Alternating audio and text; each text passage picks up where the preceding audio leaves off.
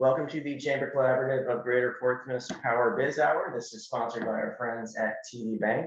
I believe this is the last of our series for this year, but we're excited to come back really strong next year with a rebooted education committee. So if anyone is interested in getting involved in programs like these, by all means, drop me a line, nate@portsmouthcollaborative.org.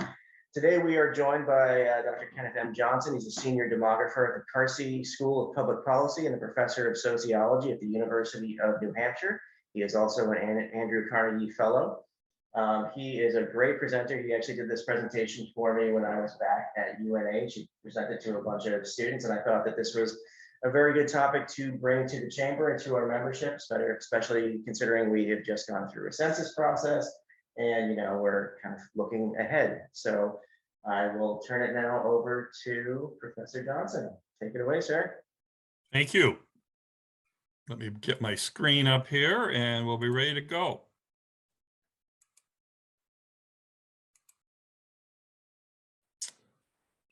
So I'm going to talk to you today about demographic trends in New Hampshire and in the Seacoast. And I'd like to acknowledge these are the funders who have funded my research, some of which you're going to hear about today. So I just want to acknowledge them.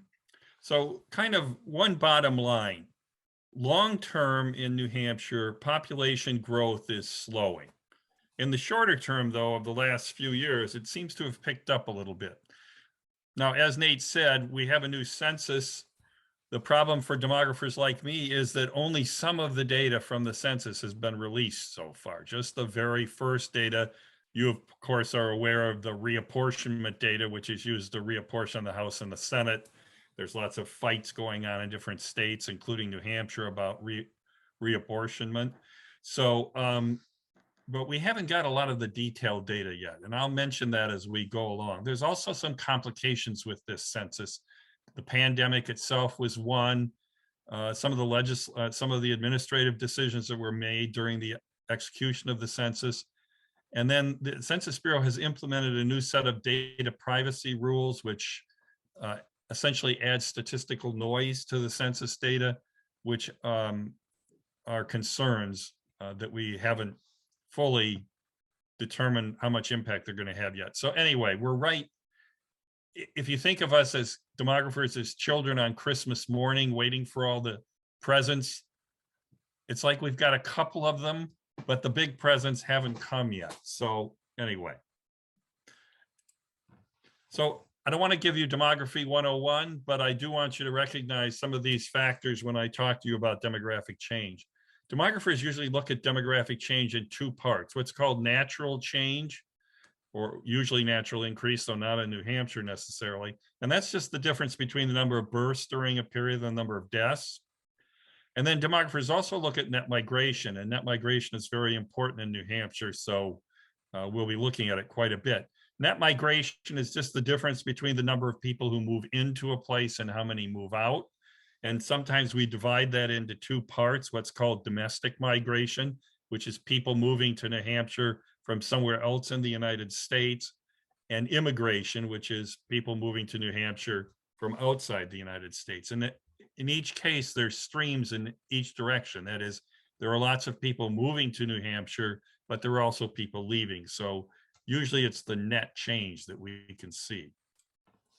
So this is just this is data from the 2010 census and the 2020 census. This is showing how New Hampshire's growth patterns compare to the rest of New England. And one thing I want you to see, notice that New Hampshire had the second fastest growth after Massachusetts in the last decade. Most of New Hampshire's growth came from migration. This is an important point. If you take one thing away from this talk, recognize that migration is very important to New Hampshire's growth or decline. This is natural increase, the difference between births and deaths. New Hampshire has very, very modest number of births more than deaths, and I'll show you that in more detail in a minute. So migration is very important to New Hampshire. You can see it's also important in most of the other states. Maine actually had more people die in it than be born between 2010 and 2020. That's why this bar is below zero. So all the growth in Maine came from migration. Most of the growth in New Hampshire came from migration. Massachusetts, you can see, has kind of a combination of natural increase and migration gain. This is sort of the long-term trend for New Hampshire. So now you're looking at 5 decades of data. And any of you who were here earlier in the 1970s and 80s may remember how fast New Hampshire grew during that period. You notice again, most of that growth was driven by migration, although there was a fair amount of natural increase too. As we come into more modern periods, you can see migration slowing to New Hampshire and the population gain diminishing until the last decade, when there was almost no natural increase and all the growth came from migration. Almost all the growth came from migration. So this is sort of long-term trends for New Hampshire. It has relevance to what we're going to talk about today. So I wanted you to sort of see the background. Now, in contrast, this is the newest data we have. I've broken it down into 2010 and 2015, and then 2015 to 20, and then data that was just released recently by the Census Bureau shows the population change from 20 to 21. These are all annualized. So the fact that one bar is bigger or tall or smaller isn't because of different periods. So this is an important set of periods for New Hampshire. New Hampshire, as I said to you, always depends on migration for much of its gain. During the Great Recession that started in 2007 or 8 and continued, according to the Economist, until 2010, actually, in terms of demography, continued a lot longer. And you can see that in this first period between 2010 and 2015, when New Hampshire actually had a domestic migration loss, which is extremely unusual for New Hampshire. Fewer people moved to New Hampshire from other states than left New Hampshire. And this was common during the Great Recession, because what happened during the Great Recession is migration slowed down. Sometimes I say people were frozen in place by the recession. They didn't move. Their houses had lost value. Retirement accounts or stock market accounts had lost considerable amounts of value. People were hesitant to change jobs because of the difficulties with employment. And so states like New Hampshire, which usually receives lots of migration, received less. In contrast, a state like Massachusetts, which usually loses migrants, domestic migrants, actually lost many fewer than it did. By 2015 to 2020, that started to change. Migration began to pick up again, and you can see the population growth rate increase in New Hampshire, but natural decrease began to occur in New Hampshire as well. That is, more people died than were born. In part, this is because the birth rates dropped quite dramatically in New Hampshire and everywhere else in the United States during the recession, and they haven't recovered. The birth rate last year was the lowest it's ever been in American history. So while migration picked up again, births have not. And because the population is aging, obviously there's more deaths going on. Now, these periods, and I should emphasize this in the census as well, these periods do not include COVID. The census was done in April of 2010, and again in April of 2020. And so COVID had not had very much impact yet. This period, you're already beginning to see the impact of COVID. And you can see in this last year, between 2020 and 2021, growth picked up in New Hampshire. Now, these are estimates. They're not enumerations like the census was. And so take them with a grain of salt, but it's probably true that growth picked up in New Hampshire. Whether it really picked up by 11,000 people, it's hard to say, but it did pick up. Now, so I was talking to you about natural increase. This is births and deaths in New Hampshire over the last 50 years. And you can see the narrowing of the difference between the number of births. This is the recession. Here's the drop in births after the recession. If you saw this graph for the whole United States, it would look just like this. So births fell off. Deaths continued to sort of climb a little bit, as they have throughout the last 50 years, because the New Hampshire population is getting older. And then you can see the crossover to natural decrease. This happened before COVID hit, but then when COVID hit, it made things worse. You can see it in the jump up in deaths in the last year. So this is natural increase, one of the things that feeds growth. If you take another thing away from this talk, this graphic is really an important graphic because it tells you how complex what happens in the state is. So this is looking at the period from 2015 to 2019. In that period, there were 61,000 births in New Hampshire. There were 62,000 deaths. So a net loss of 1,000. What I really want you to notice, and I think this is extremely relevant to a lot of the things that people in the chamber think about, is even though New Hampshire only had a net gain of 30,000 migrants, which is modest, that happened because about 244,000 people moved into New Hampshire and 214,000 people moved out of New Hampshire. In other words, in a state of 1.4 million people, almost 250,000 people moved into New Hampshire in 5 years, and 215,000 moved out. In other words, picture the turnover in the population. The people that you're talking to today, many of them weren't here even 5 years ago. So New Hampshire has an enormous sort of turnover in its population. Now, this is true in all states, but New Hampshire in particular, this is immigration to New Hampshire. So much more modest influx of immigrants. Emigrants are people who left New Hampshire. In other words, immigrants are people who came directly from another country to New Hampshire. If an immigrant moved to Massachusetts and later moved to New Hampshire, they would be counted as a domestic migrant, not as an immigrant. So again, the key thing I want you to take away from this is how much turnover there is in the population of the state. Now, this will just give you this in another picture. This is the United States. This is what proportion of the people in the state were born in the state. This is how many people move from another state. This is immigration. So this is the US, this is New England. Look at the difference between it and New Hampshire. Only about 40% of the people living in New Hampshire right now were born in New Hampshire. So how many of you were born in New Hampshire? Raise your hands if you were born in New Hampshire. If you look around, I can't see the audience in the room, but generally it's a relatively modest share of the people in any audience that I talk to who are actually born in New Hampshire. And this goes against sort of the stereotype of New Hampshire. Like a lot of people in other parts of the country, the media who I talk to a lot, especially around the time of the elections, picture New Hampshire as a place full of people like Jess Bartlett from West Wing. Remember the president? If you watched West Wing, he was the president. He was from New Hampshire. One of his ancestors had signed the Declaration of Independence for New Hampshire. In other words, the picture is that people in New Hampshire have been here for a long time.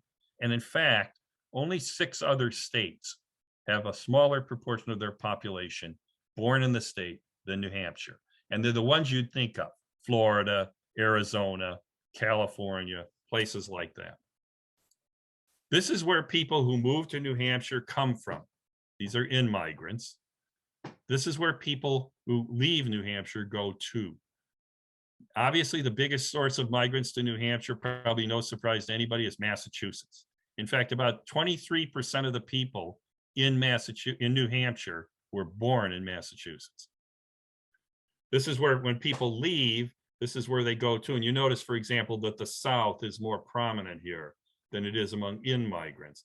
This is, of course, in part retiree migration. So again, now New Hampshire benefits from migration. This shows you the proportion of the population in each of 3 groups who in New Hampshire. So these are college graduates, these are masters or more. Notice this is the population who was born in New Hampshire. This is the migrants from other states. This is the migrants from abroad. Notice how both the people coming from other states and the people coming from abroad tend to be better educated than the population who was born in New Hampshire. Now, there aren't many foreign born. There's only 69,000 in this data compared to 570,000 from another state. Here's another statistic that when I told you about only 41% of the people in New Hampshire being born in the state, among the population over the age of 25, it's 1/3. 1/3 of the adults in New Hampshire were born in the state. 2/3 were born somewhere else. So when you think about the audiences you're talking to, recognize that most of them are from someplace else. This is what's called age-specific net migration. The amount of effort that goes into generating this graph is enormous. So these are different age groups. So these are 0 to 9. So these are little kids. These are people 70 and over.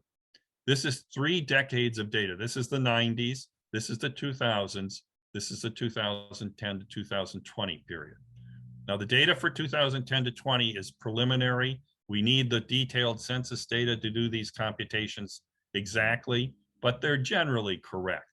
And so one of the key points I want you to see here is in all that migration we were talking about, New Hampshire tends to gain migrants who are in their family age. These are people in their 30s and their 40s. And of course, their children would come with them. So these people, so New Hampshire gains significant numbers of people in their 30s and 40s. It has for each of the last 3 decades.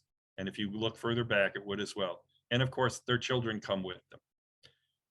New Hampshire sometimes loses significant numbers of young adults, like it did in the 2000 to 2010 period. But in the last decade, we don't think it lost hardly any at all. So it's pretty much holding even in its 20 to 29-year-olds, which is a change from the preceding decade. And then it gets modest influxes of older adults, but it's mostly these family age people in their prime working years, finish their education, are in the labor force, or in the period of their lives when they're having children and families, who are the main migrants into the state.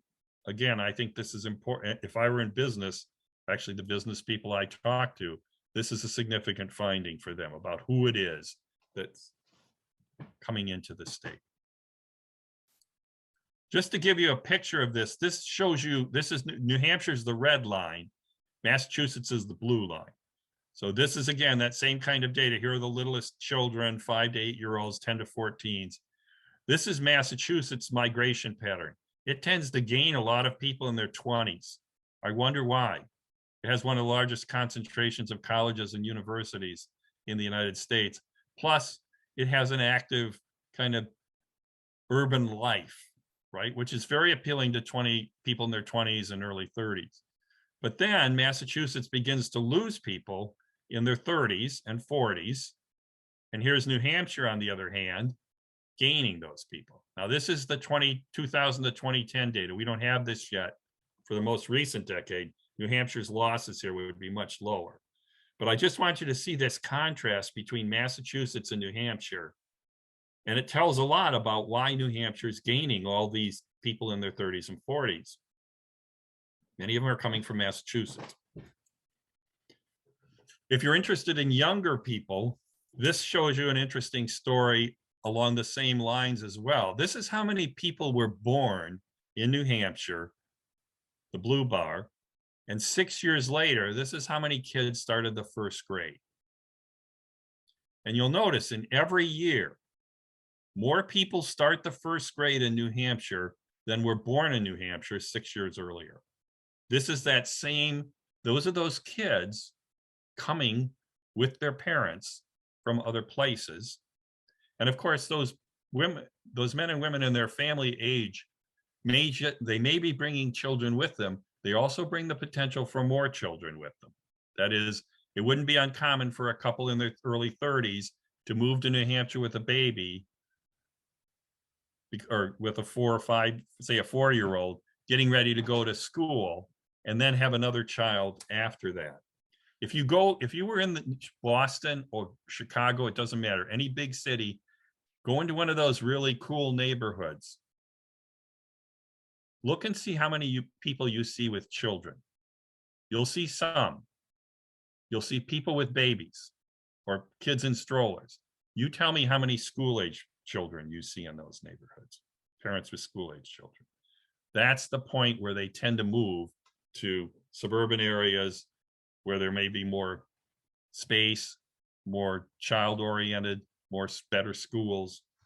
So that's part of this story that you're seeing right here.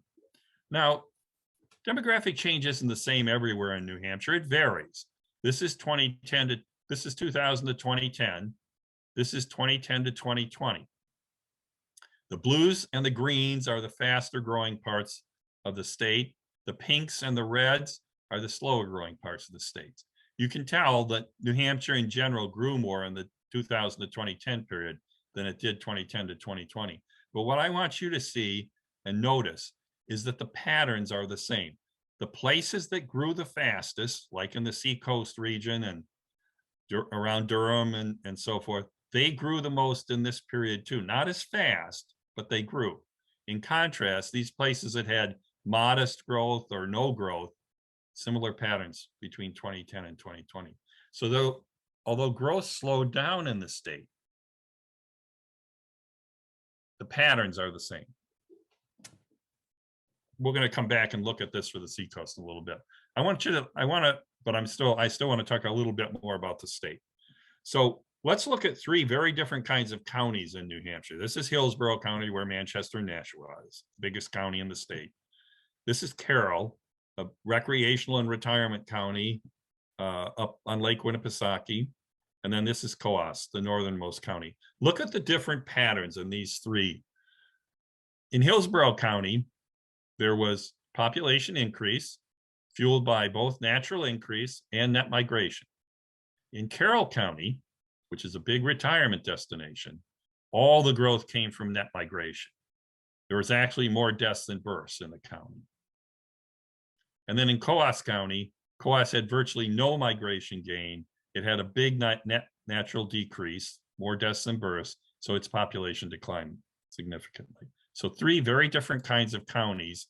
Here they are up close so that you can see them. You can see the same story of this combined natural increase in net migration, fueling growth in Hillsborough.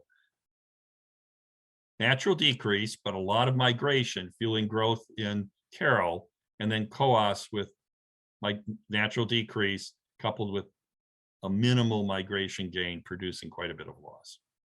So even in a small state like New Hampshire, very different patterns in very different parts of the state.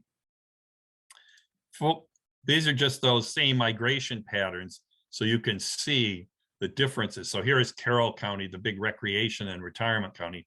Notice this big influx of older adults. Coos has a modest one because it has some recreation. Hillsborough, on the other hand, tends to lose older adults through retirement and migration. One of the things you hear a lot about New Hampshire is its population is getting older, and that's true. This is the proportion over age 65 for the whole United States, county by county, for all 3,100 counties.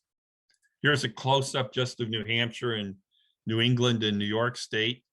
You can see substantial numbers of older adults. Again, the reds and the oranges are the places that have large concentrations of older adults in percentages. This is Carroll County. You can see it right there. And then you can see down in the Seacoast, percentages over the age of 65 are much more modest than they are in other parts of the state. This is New Hampshire's population breakdown by age. So these are the youngest, under 15. They represent 15% of the population. One key point about New Hampshire's population, New Hampshire has one of the largest proportions of its population in the baby boom era of any state. The baby boomers would be right in these two age groups now. And you can see that they represent almost 27% of the population of the state. This has big implications for how the population is going to change through time. I want to show you two different age cohorts. This is, again, the same 1990, 2000, 2010. Here are people who were born in the heart of the baby boom between 1950 and 59. In the 1990 to 2000 period, they were here in their 40s.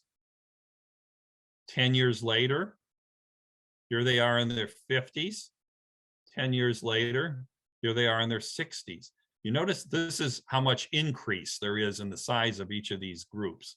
Notice wherever these baby boomers go, they push the age structure. I mean, they increase the size of the cohorts in that age group. So these are the baby boomers moving from middle age into being seniors. So if you look in general, you'll notice that the older part of the population is increasing quite significantly. The younger age of the population isn't increasing very much. This is another cohort. This is really should have been the babies, the children of the baby boomers. But as many of you know, the baby boomers delayed having children. They didn't have them as early as their mothers did. And when they did have children, they tended to have fewer. And so this cohort is smaller. And as it moves from its 20s to its 30s to its 40s, you notice that that age group gets smaller. In other words, there's fewer of them than there were 10 years previously. So those two cohorts sort of tell the story of what's happening in New Hampshire. Here's another way to see it. This is what demographers call a population pyramid. These are the youngest children. This is 1990. So these are the youngest children just born, 0 to 4-year-olds. These are women and these are men. Here's that cohort we were talking about that was born in the 70s. Here's the newest cohort, just born 1986 to 90. So they were 0 to 4 years old in 1990. And here's you can see the bulge of the baby boom right here. You could look at this population pyramid for the whole United States, and it would look like this. You'd see the bulge of the baby boom. And then, of course, the population's older population gets smaller. Partially because these cohorts were smaller to begin with, but also because by up here, mortality is starting to have an effect. And you can see that this is the male side compared to the female side. Notice the differences up here in the proportions. This is 2000. Those little babies are now in their teens. That small cohort is still small. Here it is in their 20s. Now they would be starting or getting ready to produce the next generation of babies to come along down here. And then the baby boom is aged up again. So notice the median age has gone up in New Hampshire. Here's 2010. Now that cohort that we saw as babies in 1990 is now young adults.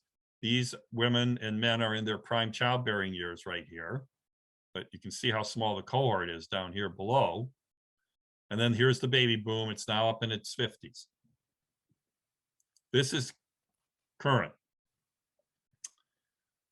Here are those big baby boom cohorts. They're now in their 60s and early 70s. Notice how much bigger they are than the cohort above them. And notice how much larger they are than the cohorts behind them. When people talk about the aging of the population in New Hampshire, this is it. It's not because a lot of older people are moving to New Hampshire. It's these cohorts are aging in place as they get older. Now, there is still turnover in that population, but these cohorts are much larger than the cohort above it and than the cohorts behind us. So the proportion of the population in New Hampshire that's older is going to increase. I mean, you can see it, the demographic inevitability of it right here. People talk about New Hampshire and where it ranks. If you look at the percentage over the age of 65, New Hampshire is 8th. That is, there are 7 states that have a larger proportion of their population over the age of 65 right here. A lot of people will talk about New Hampshire being one of the oldest states. If you look at its median age, which is the middle age of everybody stacked from oldest to youngest, it's second highest. But this is the percentage over the age of 65. It's 8. So, I mean, there's no question New Hampshire's population is among the older populations in the United States. Whether it's 1st or 2nd or 7th or 8th, depends on how you measure it. This is the population distribution within the state. So this is the percentage of the population that's over the age of 65. You can see far up in the north, it's over 30%. And there are other places like in Carroll County where it's also large. This is the actual distribution of older adults in New Hampshire, right? So even though in the south part of the state, especially the southeast part of the state or in the coastal areas, the proportion of the population that's over 65 is relatively modest. The actual number of people over 65 is considerably larger. In large part, this is just because more of the population lives in the southern part of the state. So again, when you think about these issues and if it's relevant to your business, the question is whether you want to talk about percentages or you want to talk about numbers. Age population. Again, notice the concentration in the southern part of the state just because more people live there. but as percentages, also, these are areas with a large proportion of their population in the working ages. This is children. And so you can see there are larger proportions of the population that are children in the southern part of the state. So if that's part of your market or part of your concerns, that has implications. For example, a hospital might think differently about expanding its maternity ward or pediatrics area wards compared to up here. Now, again, this is the actual concentration of children where they actually are. Again, there aren't as many people in the north. So just like there's diversity on other things, there is diversity on age. The state, although it's small, has a very different distribution in some parts than in others. This is race. So this is racial diversity in the United States. Racial diversity is hard to measure because there are so many racial groups. What this graphic does is it shows you what the chances are that two people in a county will be of the same race or Hispanic origin. In other words, a place where almost everybody's the same is going to be blue or green. A place where there's a lot of variation, where the chances that two people will be from the same racial group is lower, then we see more yellows and oranges. So you can see how much less diverse the population is in New England than it is in other parts of the country. This is mostly because the population is largely white. This is because the population is largely Hispanic. In either case, the population isn't very diverse.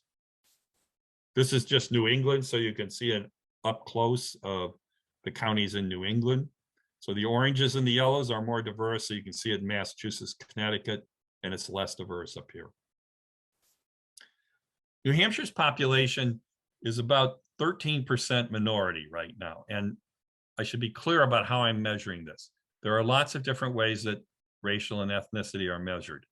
In these data, and this is consistent with the way most demographers do it, all the Hispanics are taken together and grouped here. And then all of these other groups are non-Hispanic. Now, the reason we do this is because when you answered the census, you may not remember, but when you answered the census, you were asked both your race and your Hispanic origin. So a Hispanic would not only answer what her race is, so she might say she's white or black or other, but she's also going to say she's Hispanic. The same thing with a white woman, she would say that she's white and that she's not Hispanic. In other words, so we have two different things playing out at the same time. And so demographers generally will separate Hispanics out and treat them as one group, which of course offends Hispanics because they'll say, I'm Cuban, I'm not like a Mexican.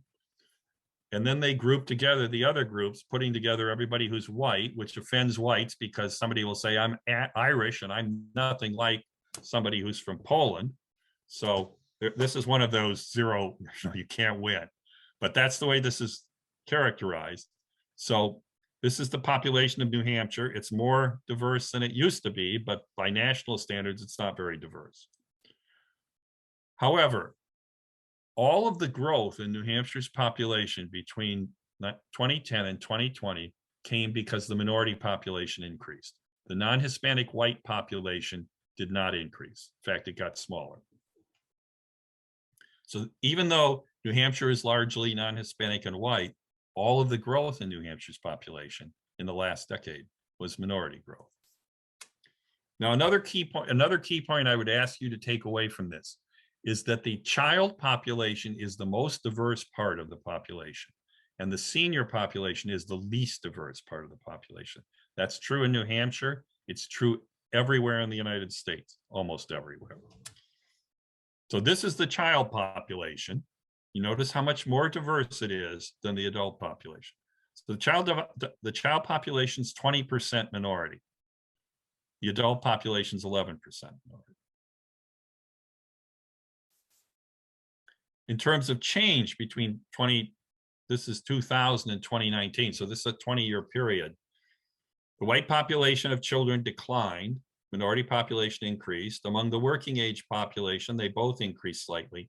Among the older population, the white population increased dramatically. Now, partially that's that aging in place, which is producing more older adults, most of whom are white.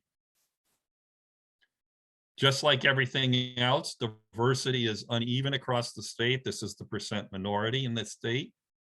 Notice there are some diverse areas in the seacoast. Manchester, Nashua are the big ones. This is the child population. This is the adult population. You can see that same point that I was making you. This population is much less diverse than this one is. So there's more diversity among children, and you can see it distributed all through the state than there is among the adult population. So if you're thinking about your future market, or if your market includes children, or your services are delivered to children, recognize that you're going to be addressing a more diverse child population than the adult population in New Hampshire is. This is just a close-up of Manchester and Nashua. This is Nashua and Manchester.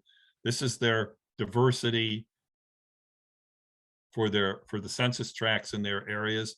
Notice that in some areas of both Nashua and Manchester, especially among children, 40% or more of the children are minority.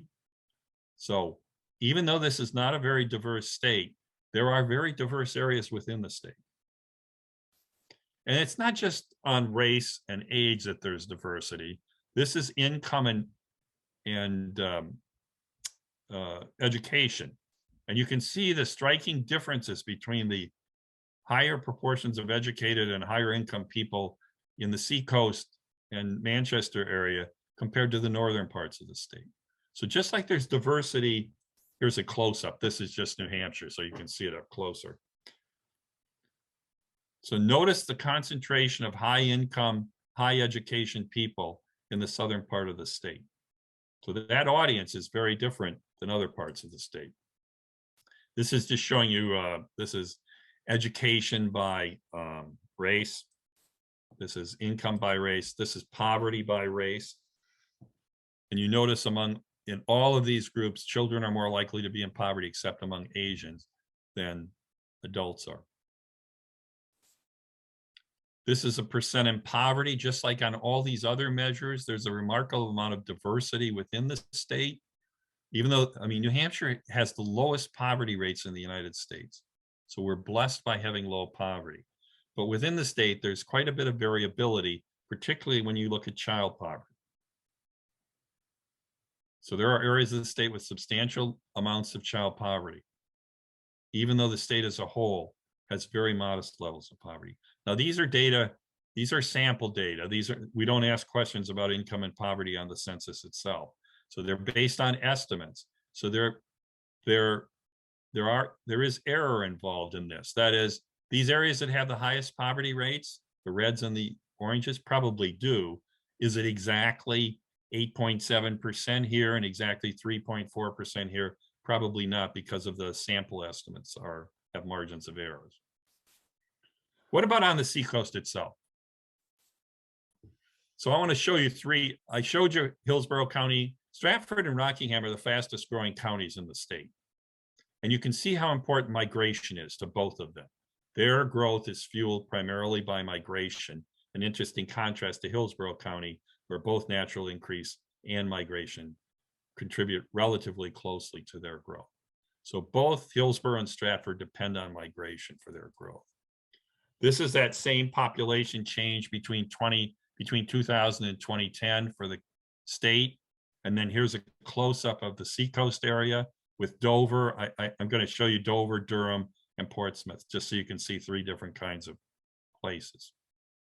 So again, lots of growth here. This is 2010 to 2020, the newer data. Again, growth is slower, and you can see that's true in the seacoast as well, but still, the seacoast is among the fastest growing areas of the state. This is demographic change, natural increase in population and migration. Again, you can see how Rockingham and Stratford depend on it. These are percentages. This is the actual numbers. So Hillsborough County has 422,000 people. It gained about 23,000 people between 2010 and 2020. Rockingham, 315,000, gained almost 15,000. This is Stratford. Now,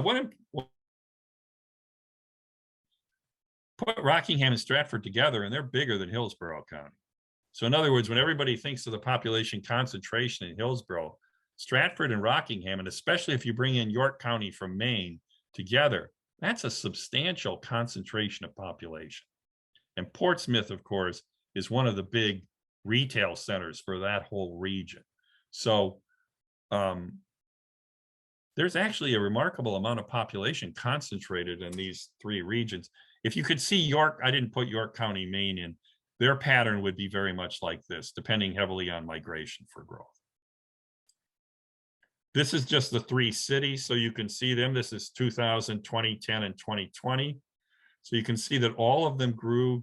Portsmouth grew by about 5.7% between 2010 and 2020. Dover grew by 9%. Durham grew by about 8%. So all of them grew during the period. This is median income. We were talking about median income, family income. You could see that concentration down here. It is close up so that you can see all the areas with high incomes in this part of the state. This is education, same story, large concentrations of education of highly educated people in this part of the state. I mean, the state already has a high median education level, but this underscores that the concentration is very much in the region that you were in. This is that minority population that we looked at already. I wanted you to be able to see a little more closely areas which have modest numbers of minority population. This is, you can just see Manchester over here as a point of comparison. This is the kids. And again, same point that I made before, the kid population is much more diverse than the adult population. So throughout the seacoast, you have modest numbers of kids who are from minority groups. And I mean, that has implications for schools, for hospitals, for services.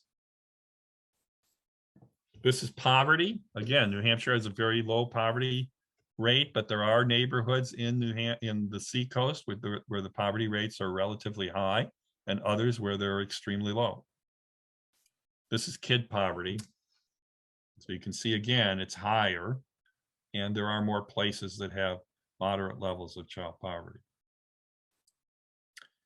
I know I've gone on a little bit long. A question I get asked a lot, given all that migration to New Hampshire, is why do people move to New Hampshire? Why do they stay? I've done some research with one of my graduate students on this. I mean, this is on the CARC website. You can certainly download it if you want to look at it in more detail. But here's the bottom line. The blue bar is why people move to New Hampshire. The orange bar is why people stay in New Hampshire. And one important point I would make to you is that a lot of attention goes to trying to attract people to New Hampshire. Another really important thing is retaining people in New Hampshire. That is, while all the focus is often on how do we attract more people, another key thing is how do we retain the people we have? And so we wanted to look at both those groups. This comes from the Granite State poll. It's based on 12 polls. So this is a substantial amount of data, almost 5,000 people are included in this. The biggest reason why people either move to New Hampshire or stay in New Hampshire is because of family-related reasons. Whether it's we wanted a better place to raise our children, we wanted to be close to our parents, we wanted to be close to our children or our grandchildren, all of those kinds of things come into play. My wife's family comes from here. She wanted to be back close to them. I mean, those were the kind of responses we got in the detailed analysis. So we didn't just ask people to check a box here. We actually asked them, why do you stay in New Hampshire? And they answered in their own words. And we went, my graduate student in particular, went through an enormous amount of effort to code all that data. So this is just not one of those check the boxes kinds of things. Another thing that's very attractive to people in New Hampshire, both in terms of why they come and why they stay, is the natural environment, the beauty of the seacoast, the beauty of the mountains. Quality of life is something that's particularly important to established residents. That is their relationships in the neighborhood. They feel comfortable in the place they live. They feel like it's a relaxed kind of atmosphere. Employment, of course, is very big to people being attracted to New Hampshire. And then these are other issues that we had responses about as well. And the other thing we found, aside from this, is that people don't usually move to New Hampshire, nor do they stay in New Hampshire for any single reason. Usually there's they would give us some combination of reasons. We asked them for their top 3, and people would say things like, it's a beautiful place to live, I really like the town I live in, and my family's nearby. In other words, there's 3 different things that are intertwined in why they decide to stay. So just in conclusion, population growth in New Hampshire has slowed down from what it was in the 70s and 80s and even the 90s. The state is experiencing domestic migration increases mostly, a little bit less immigration, but immigration is still a factor in some areas. Again, I pointed out to you, more people are dying in New Hampshire than being born, in large part because its population is older, but also because there are fewer women of childbearing age and fertility rates are low. So there are fewer births. At the same time, the deaths are increasing because of the aging of the population, and then COVID has just made things worse. Demographic change is uneven. I hope you saw that across New Hampshire. Not all the places are growing in the same way. Diversity is increasing in the state, but it's still mostly non-Hispanic white. But the minority population fueled all the growth between 2010 and 2020, and New Hampshire's population is aging. So just several final points. Migration is really important to New Hampshire's growth, and it also brings more human capital in the terms of education and experience and younger people into the labor force. So attracting migrants, but also retaining the people we have is an important focus. Diversity is growing, but it's still very modest. You can see the patterns of growth and decline were uneven. So some communities are struggling about whether they should open new schools or expand services, and other parts of the state are struggling with what schools are going to close. Are they consolidating school districts? And if you want to get into a local fight, just suggest 2 school districts consolidate and the sparks will fly. And then the aging of the population is a significant issue that's going to go on in the future. You could see the bulge of that baby boom shifting up into the older ages where they're really going to begin to be challenged with health and residential problems. And that's going to have far-reaching impacts for the state. So I'd be happy to answer questions if people have any. I hope I haven't gone over my time. No, you haven't gone over your time at all. Thank you so much. And folks, I'd say feel free to toss out your questions. Anyone here in the room, the mic is on. Yes, go ahead. So one of the more recent trends is companies deciding to open operations in New Hampshire. Most notably, I was at a Manchester Chamber event a couple of weeks ago. BAE Systems is opening a facility for 6,000 employees on the Manchester Merrimack line. Fidelity is opening or re-manning up its facility in Merrimack for 1,000 employees. What is motivating employers to locate in New Hampshire when we don't necessarily have the population to support those jobs? Well, again, I'm a demographer, I'm not an economist, so why companies do what they do is sort of outside my range of expertise. I did talk to the people at Fidelity about some of these issues, the demographic side of them. I mean, the fact that that both those places are proximate to the Massachusetts border and to the Boston metropolitan area.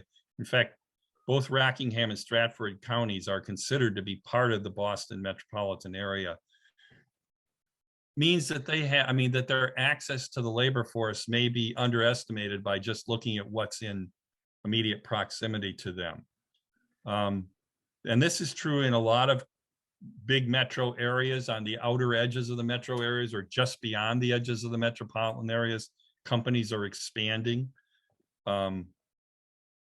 So I can tell you that it's not unusual. Why the companies make the decisions they do is not something that's within my realm of expertise. Did you take a look at the role transportation and available transportation plays on particular the loss of population in New Hampshire or the gain of migrant population in the state? No, I haven't looked at that. And although certainly when the state legislature has asked me about things that might be changed, one of the things that I will emphasize to them is that I think that the transportation network could be improved. That is, for example, why isn't 4 a 4-lane highway from the seacoast to Manchester and Concord? Why isn't 16 limited access all the way to Conway? I mean, those recreational areas are big attractions in the state. Why is it difficult to get there? So I certainly think transportation is a relevant issue. It's not something, again, it's outside my area of expertise. And we didn't hear much about it when we asked people why they moved to or why they stay in New Hampshire. If anything, they would comment that it was easy to get here from Massachusetts, or it was easy to get to the recreational areas. So sorry, it's just not something that I know very much about.